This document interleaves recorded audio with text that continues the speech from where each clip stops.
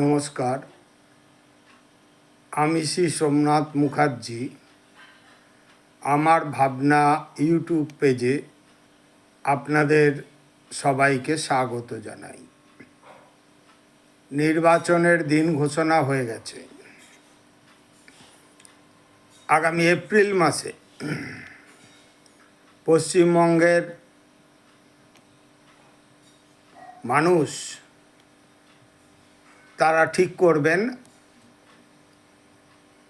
যে মে মাস থেকে পশ্চিমবঙ্গের সরকার কে পরিচালনা করবেন। ইতিমধ্যেই বিভিন্ন রাজনৈতিক দল তারা প্রচারে নেমে পড়েছেন। যে সরকারি দল এবং বিরোধী দল তারা বিভিন্ন ইস্যুগুলোকে, বিশেষত তৃণমূল বিরোধী যে পশ্চিমবাংলার যে দলগুলো আছে, তারা বিভিন্ন ইস্যুগুলোকে মানুষের সামনে হাজির করছেন। এখন এইখানে দাঁড়িয়ে আমার একটি বিষয় মনে হয়েছে যে বিভিন্ন রাজনৈতিক দল বিভিন্ন ইস্যু নিয়ে তৃণমূল বিরোধী সরকারের বিরুদ্ধে তারা প্রচার সংগঠিত করছেন, কিন্তু একটি গুরুত্বপূর্ণ বিষয়কে তৃণমূল বিরোধী যেসব রাজনৈতিক দলগুলি আছে তারা মানুষের সামনে গুরুত্ব সহকারে উপস্থিত করছেন না বলে আমার মনে হয়েছে। সেটি হলো যে পশ্চিমবঙ্গের একটা সরকার চলছে 2011-র পর থেকে, যে সরকারটি কোনো আয় নেই বললেই চলে। শুধুমাত্র পশ্চিমবাংলার যুব সমাজ, পশ্চিমবাংলার মানুষকে মাতাল বানিয়ে ব্যাপক হারে মদ বিক্রি, সেইখান থেকে সরকারের একটা আয়। আরেকটি আয় হচ্ছে যে বাজার থেকে চড়া সুদে টাকা ধার করা।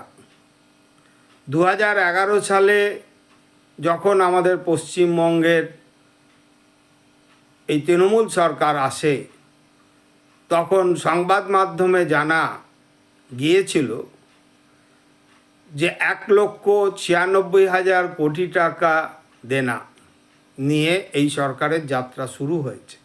অনেক হইচই হয়েছিল, কিন্তু 2011-র পর থেকে আজকে পর্যন্ত সেই দেনার পরিমাণ গিয়ে দাঁড়িয়েছে 8 লক্ষ কোটি টাকা। এই এত টাকা দেনা হলো কেন?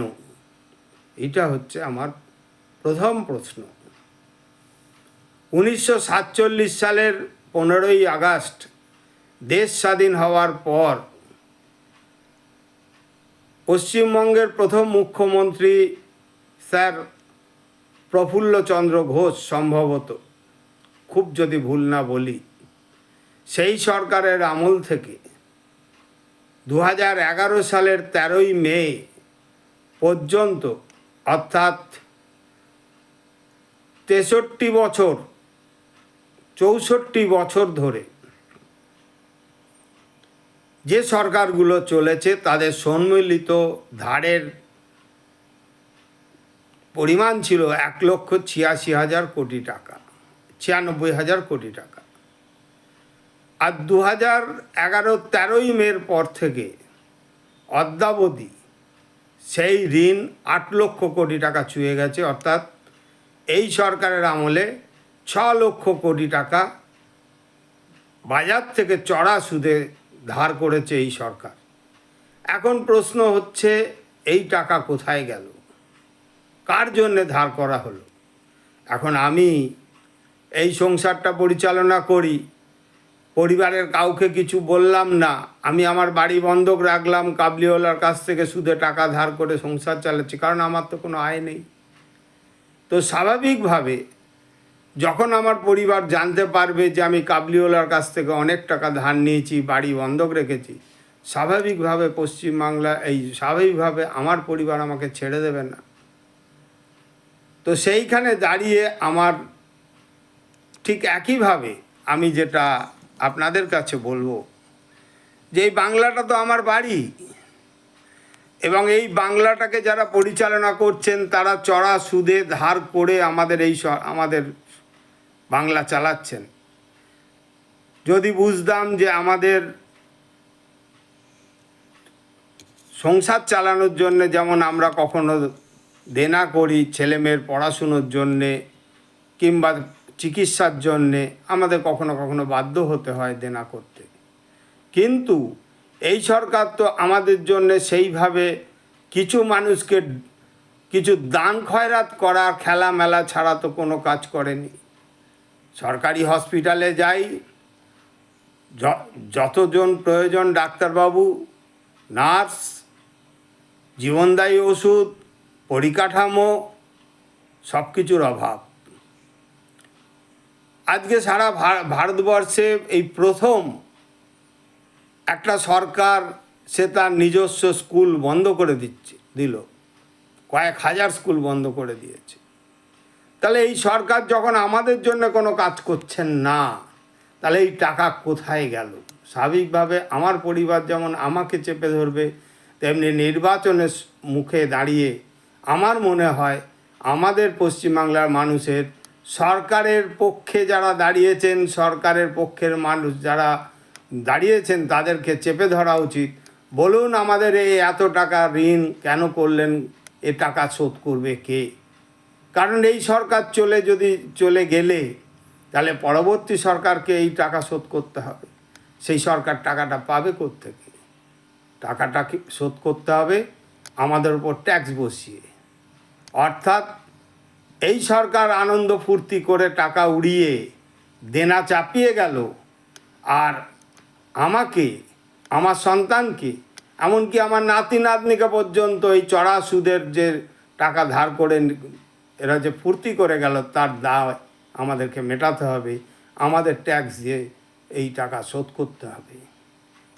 সুতরাং অত্যন্ত গুরুত্বপূর্ণ, এই সরকার যদি আবার ফিরে আসে, আবার বাজারে দেনা করবে, সেই টাকা কিন্তু সুদসহ আমাদের পশ্চিমবাংলার মানুষকে মেটাতে হবে।